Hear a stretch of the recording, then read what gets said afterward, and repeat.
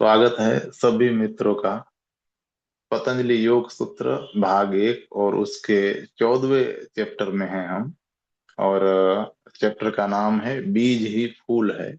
और आज तीसरा दिन है। तो भगवान कहते हैं कि वह एकात्मा पत्थर के साथ होना कठिन है, क्योंकि जीवित गुरु के साथ भी वह एकात्म हो पाना कठिन होता है। तो इसे तुम पत्थर के साथ कैसे पा सकते हो? लेकिन यदि ऐसा होता है तो तत्क्षण गुरु भगवान हो जाता है। शिष्य के लिए गुरु हमेशा भगवान होता है। वह गुरु और वह गुरु और किसी के लिए भगवान न भी हो, लेकिन यह महत्वपूर्ण नहीं है। लेकिन इस शिष्य के लिए वह भगवान है और उसके द्वारा उसकी भगवत्ता के द्वार खुलते हैं। तब तुम चाबी पा लेते हो। और चाबी यह है, यह आंतरिक धनिष्ठता, यही समर्पण। तुम इसे आजमा सकते हो।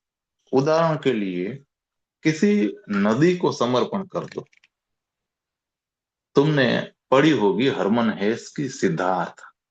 सिद्धार्थ बहुत सारी बातें सीखता है नदी से। तुम उन्हें बुद्ध से नहीं सीख सकते हो। वह बस नदी को देखता रहा, नदी की अनेक अनेक भाव भंगिमाओं को देखता रहा। उसके आसपास ही हजारों जलवायु परिवर्तनों को देखते देखते वह नाविक हो जाता है। कई बार नदी खुश होती है और नाच रही होती है, और कई बार बहुत बहुत उदास होती है, जैसे कि बिल्कुल निश्चल हो।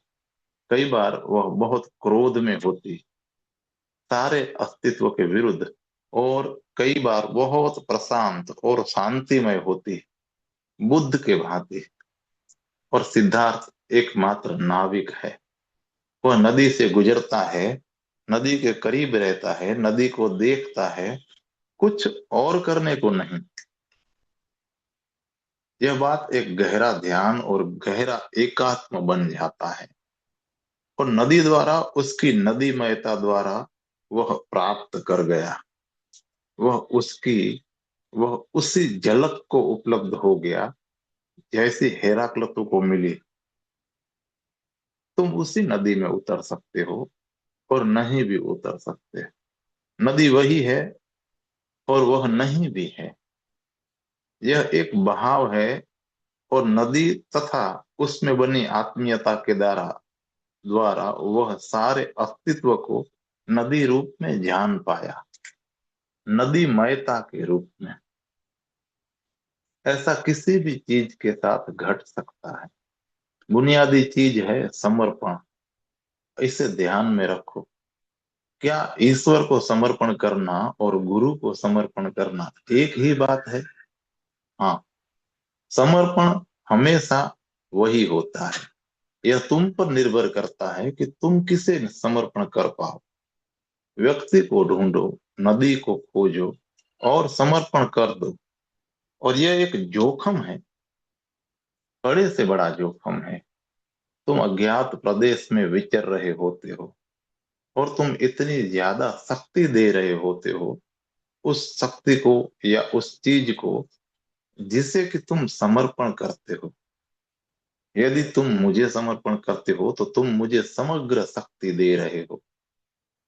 तो मेरी हाँ तुम्हारी हाँ है, मेरी नहीं तुम्हारी नहीं है। यदि मैं दिन में भी कहता हूं कि यह रात है, तुम कहते हो हाँ यह रात है। तुम किसी को समग्र शक्ति दे रहे हो। अहंकार रोकता है, मन कहता है कि यह अच्छा नहीं। स्वयं पर नियंत्रण रखो। कौन जाने यह आदमी तुम्हें कहाँ ले जाए, कौन जाने। वह कह दे पहाड़ के शिखर से कूद पड़ो और फिर तुम मर जाओगे। कौन जाने यह आदमी तुम्हें चालाकी से चलाए, तुम पर नियंत्रण करे, तुम्हारा शोषण कर ले। मन ये तमाम चीजें बीच में ले आएगा। यह एक जोखिम है। और मन सुरक्षा के सारे उपाय कर लेता है। मन कहता है सचेत रहना, इस आदमी को थोड़ा और परख लो। यदि तुम मन की सुनते हो तो समर्पण संभव नहीं है। मन ठीक कहता है, यह एक जोखिम है। लेकिन जब कभी तुम समर्पण करते हो, यह एक जोखिम बनने ही वाला है। जांचना परखना कोई बहुत मदद न देगा। तुम सदा ही जांच करते रह सकते हो, और शायद तुम निर्णय न ले सको, क्योंकि मन कभी निर्णय नहीं ले सकता है। मन उलझाव है, यह कभी निर्णायक नहीं होता है। तुम्हें मन से बच निकलना होता है किसी न किसी दिन, और तुम्हें मन से कहना ही होता है कि तुम ठहरो, मैं जाऊंगा, मैं कूद जाऊंगा और देखूंगा क्या घटता है। वस्तुतः क्या खोना है तुम्हें? मैं हमेशा आश्चर्य करता हूं कि तुम्हारे पास है क्या, जिसे खोने में तुम इतने भयभीत हो। जब तुम समर्पण करते हो तो क्या तुम ला क्या रहे हो? कुछ नहीं है तुम्हारे पास। तुम इससे कुछ पा सकते हो, लेकिन कुछ भी गंवा नहीं सकते, क्योंकि तुम्हारे पास कुछ नहीं है गंवाने को। तुमने सुना होगा कार्ल मार्क्स का प्रसिद्ध घोष वाक्य कि दुनिया के मजदूरों, एक हो जाओ, क्योंकि तुम्हारे पास गंवाने को कुछ भी नहीं है सिवाय तुम्हारी जंजीरों के। शायद यह सच हो, शायद यह सच न भी हो, लेकिन एक खोजी के लिए यह बात ठीक ही है। तुम्हारे पास खोने को है क्या, सिवाय तुम्हारी जंजीरों के, तुम्हारे अज्ञान के, तुम्हारे दुख के? लेकिन लोग अपने दुख के प्रति बड़े आसक्त होते हैं। अपने दुख से ही वे यूं चिपकते हैं जैसे कि यह कोई खजाना हो। यदि कोई उनका दुख दूर करना चाहे तो वे हर तरह की अड़चनें खड़ी कर देते हैं। मैं हजारों लोगों को देख रहा हूं जिनके साथ ये अड़चनें और चालाकियां लगी हैं। यदि तुम उनका दुख दूर करना भी चाहो तो वो चिपके रहते हैं। यह बात किसी तथ्य की ओर इशारा करती है। उनके पास और कुछ नहीं है। यही है एकमात्र खजाना जो उनके पास है। इसलिए वे सोचते हैं कि इसे मत ले जाओ, क्योंकि कुछ भी न होने से बेहतर होता है कि कुछ पास में होना। यह उनका तर्क है। कुछ पास में होना हमेशा बेहतर होता है, कुछ भी पास न होने की अपेक्षा से। कम से कम यह दुख तो होता है वहां। यद्यपि तुम दुखी होते हो, तो भी तुम कुछ तो होते हो। तुम नरक लिए हुए हो तुम्हारे भीतर, लेकिन कम से कम तुम्हारे पास कोई चीज तो है। लेकिन इसे जरा देखना, इसका निरीक्षण करना। और जब तुम समर्पण करते हो तो ध्यान रखना कि तुम्हारे पास कुछ और नहीं है देने को। गुरु तुम्हारा दुख लेता है और कुछ नहीं। वह तुम्हारा जीवन नहीं ले रहा है, तुम्हारे पास वह है ही नहीं। वह केवल तुम्हारी मृत्यु ले रहा है। वह कोई मूल्यवान चीज नहीं ले रहा है तुमसे। वह तो तुम्हारे पास है ही नहीं।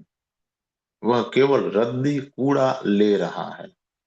वह कबाड़ खाना जो तुमने बहुत जन्मों से इकट्ठा किया है, और तुम बैठे हुए हो उस कूड़े कबाड़े के ढेर पर और सोचते हो कि यह तुम्हारा राज्य है। कुछ नहीं ले रहा है वह। यदि तुम तैयार हो अपना दुख देने को, तो तुम उसका आशीष पाने के योग्य हो जाओगे। यह है समर्पण। और तब गुरु भगवान हो जाता है। कोई चीज, कोई व्यक्ति जिसे तुम समर्पण कर दो, वह दिव्य हो जाता है। समर्पण दिव्यता निर्मित करता है। समर्पण एक सृजनात्मक शक्ति है। फिर एक दूसरा प्रश्न साधक पूछता है, भगवान, सतोरी के पश्चात गुरु की आवश्यकता होती है? भगवान, हाँ, कुछ ज्यादा ही। क्योंकि सतोरी मात्र एक झलक है, और झलक खतरनाक होती है, क्योंकि अब तुम अज्ञात क्षेत्र में प्रवेश करते हो। इससे पहले गुरु आवश्यक न था। इससे पहले तुम ज्ञात संसार में बस बढ़ रहे थे। केवल सतोरी के बाद वह परम रूप से आवश्यक हो जाता है, क्योंकि अब किसी की आवश्यकता है जो तुम्हारा हाथ थामे और तुम्हें उसकी ओर ले जाए, जो मात्र झलक नहीं है बल्कि जो परम यथार्थ बन जाता है। तो सतोरी के बाद तुमने स्वाद पा लिया है, और स्वाद और आकांक्षा को निर्मित करता है, और स्वाद इतना चुंबकीय बन जाता है कि तुम इसमें पागलों की भांति तेजी से बढ़ जाना चाहोगे। अब होती है गुरु की आवश्यकता। सतोरी के बाद और बहुत सी चीजें घटने वाली हैं। सतोरी ऐसी है जैसे एवरेस्ट के गौरी शंकर के शिखर को साफ साफ देख लेना। एक दिन किसी निर्मल स्वच्छ सुबह, उज्जवल सुबह, जब धुंध नहीं होती, तुम हजारों मील दूर से देख सकते हो ऊंचे खुले आकाश में उठते गौरी शंकर के सुंदर शिखर को। यह होती है सतोरी। अब वास्तविक यात्रा आरंभ होती है। अब सारा संसार व्यर्थ जान पड़ता है। यह एक क्रांतिकारी मोड़ आता है। अब वह सब व्यर्थ हो जाता है जो तुम जानते थे। वह सब जो तुम्हारे पास था एक बोझ हो जाता है। अब वह संसार, वह जीवन जिसे तुमने अब तक जिया था, एकदम तिरोहित हो जाता है स्वप्न की भांति, क्योंकि अब विराट घट गया है। और यह केवल सतोरी है, एक झलक। जल्दी ही धुंध वहां होगी और शिखर दिखाई न देता रहेगा। बादल चले आएंगे और शिखर खो जाएगा। अब तुम चेतना की एक नितांत अनिश्चित अवस्था में होोगे।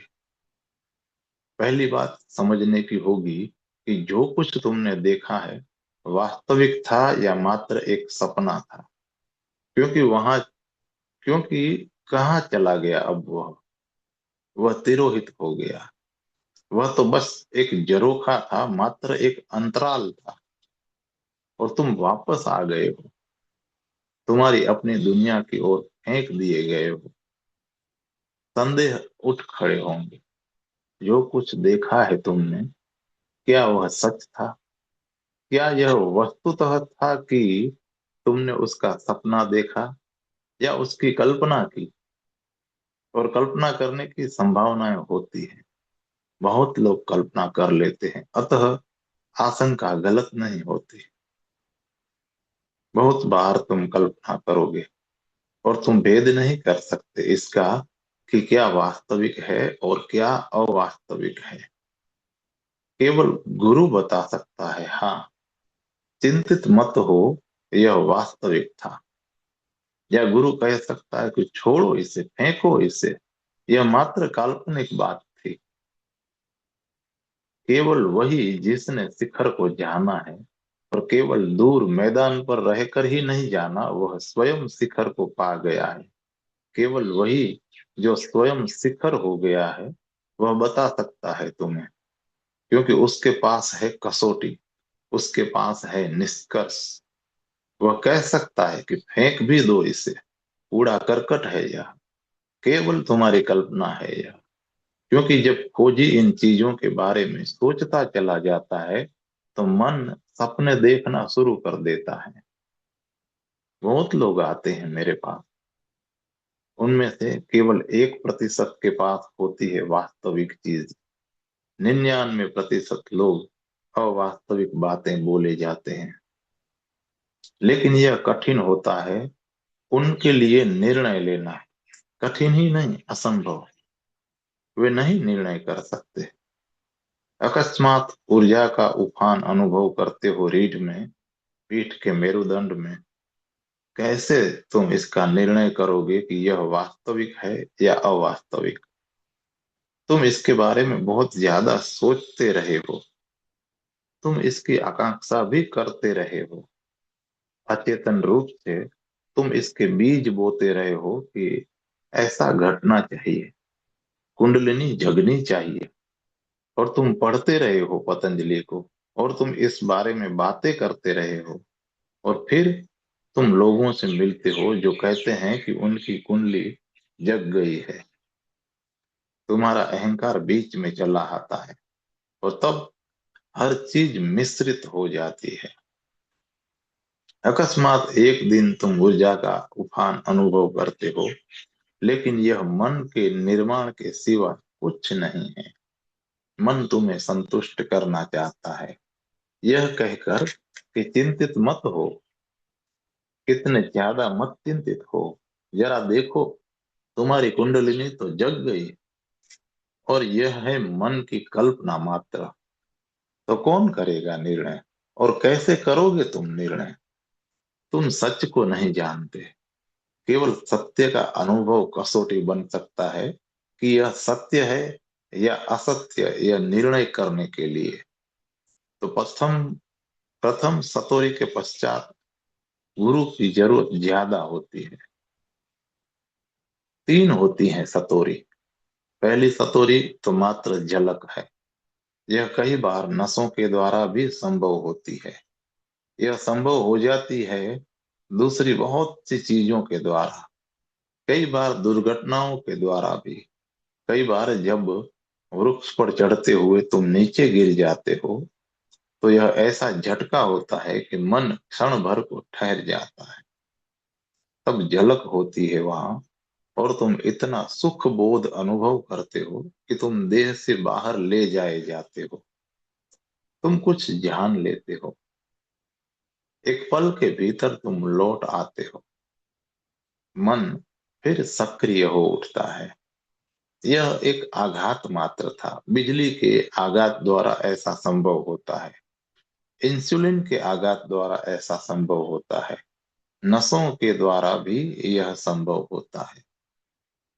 कई बीमारियों में भी हो जाता है ऐसा। तुम इतने दुर्बल हो कि मन सक्रिय नहीं हो सकता, अतः अचानक तुम झलक पा लेते हो।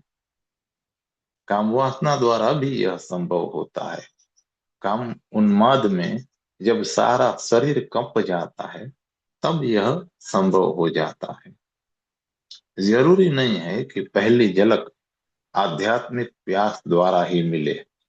इसलिए एलएसडी, मैथलिन, मारिजुआना इतनी महत्वपूर्ण और आकर्षक हो उठती है।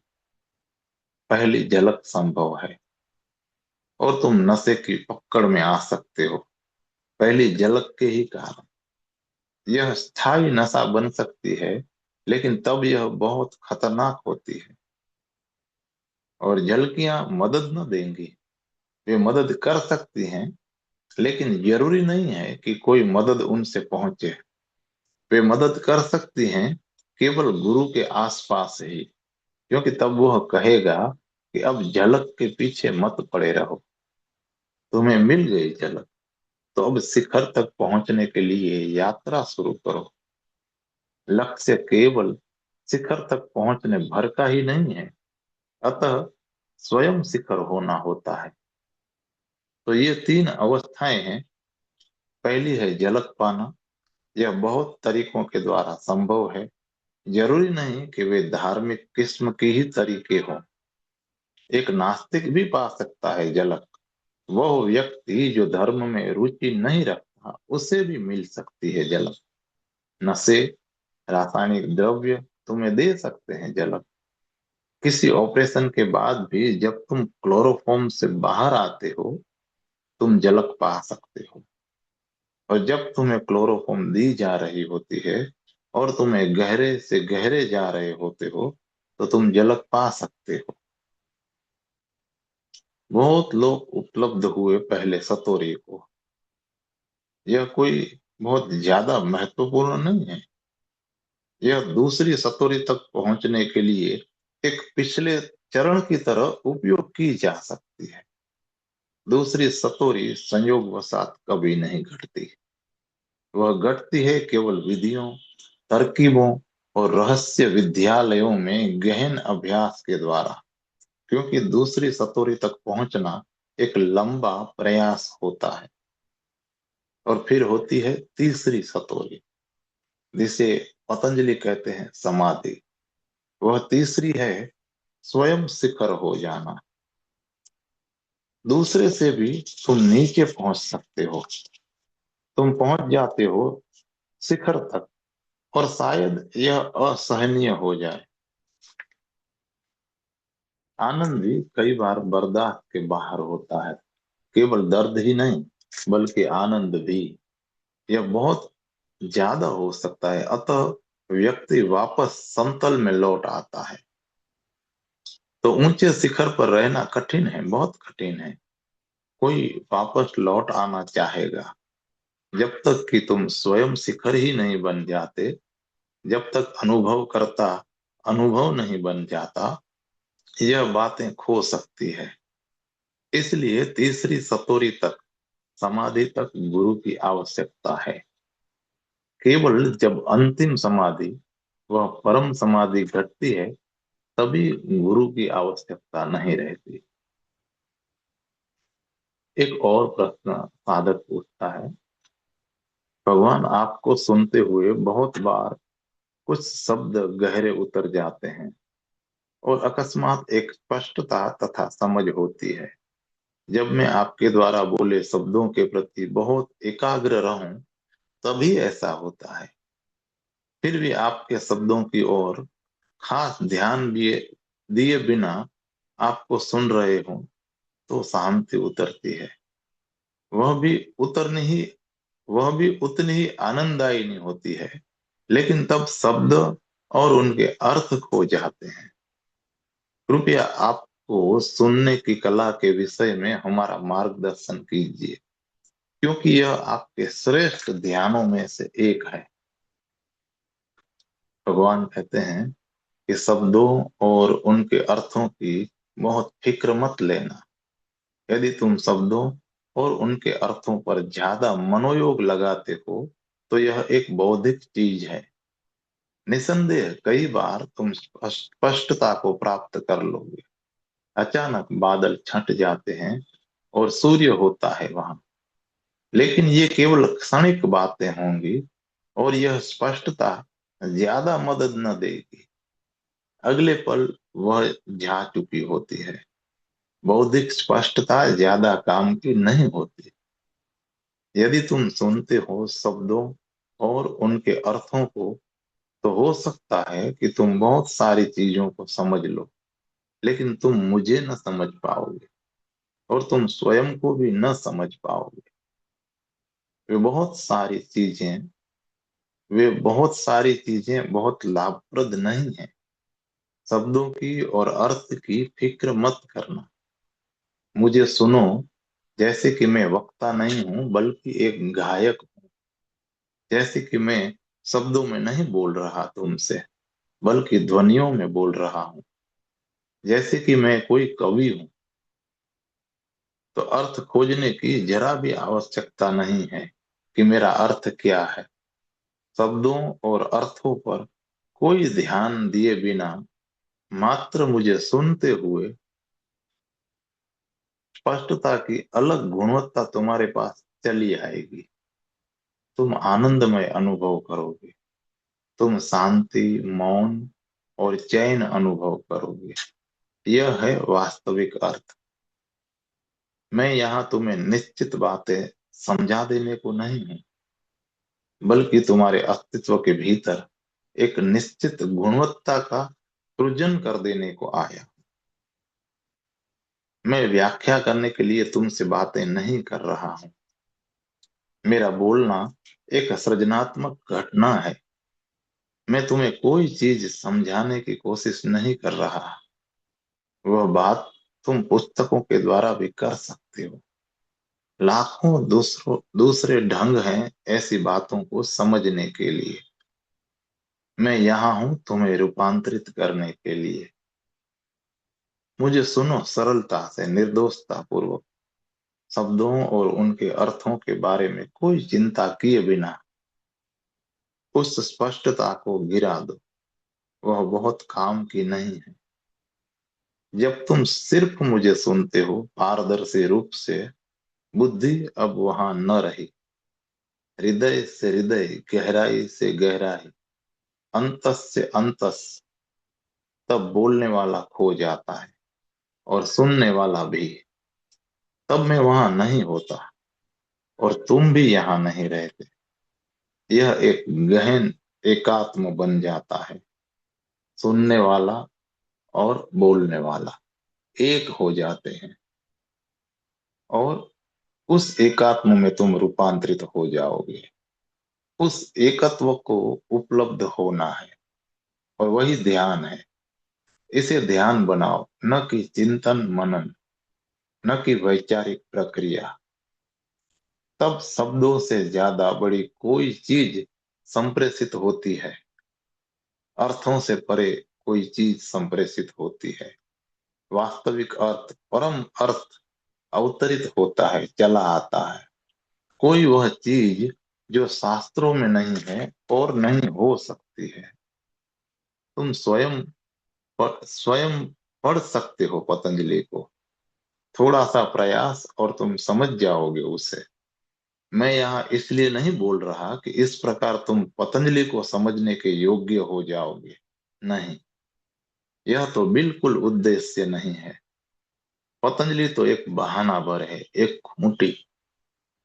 मैं उन पर कुछ ऐसा टांग रहा हूं जो शास्त्रों के पार का है। यदि तुम मेरे शब्दों को सुनते हो तो तुम पतंजलि को समझ जाओगे, एक स्पष्टता होगी। लेकिन यदि तुम मेरे नाद को सुनते हो, यदि शब्दों को नहीं बल्कि मुझे सुनते हो, तब वास्तविक अर्थ तुम्हारे लिए उद्घाटित हो जाएंगे। और उस अर्थ का पतंजलि से कुछ संबंध नहीं। वह शास्त्रों से पार का संप्रेषण है। धन्यवाद दोस्तों। ये प्रवचन यहाँ पूरा होता है। कल फिर मिलेंगे। 15वां प्रवचन है और उसका नाम है गुरुओं का गुरु।